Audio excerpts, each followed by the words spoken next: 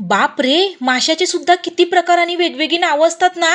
खरं सांगायला गेलं ना तर मला फक्त पापलेट, कोळंबी, सुरमई असे मोजक्याच मच्छी ओळखायला जमतं. कधीतरी जरी मी चुकून मार्केटमध्ये गेली ना तरी सुद्धा ह्यांना मी हळूच विचारते, अहो ही मच्छी कोणती आहे? हिचं नाव काय? ताजी आहे ना? आता हा बांगडा मासा. ह्या माशाचेच इतके प्रकार आहेत की काठबागडा, मालवणी बागडा, चपटा बागडा, तेल बागडा वगैरे वगैरे. आता मला तर जास्त काही समजत नाही तर असो. आता हा आहे चपटा बांगडा.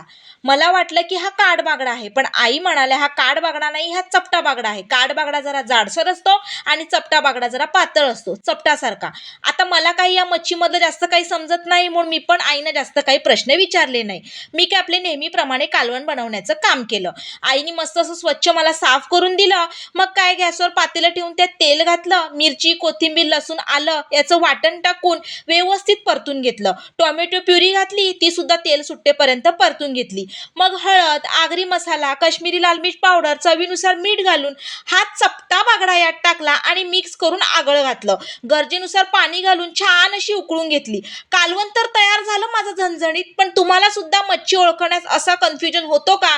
हे मला नक्की कमेंट करून सांगा. भेटू पुन्हा. तोपर्यंत धन्यवाद.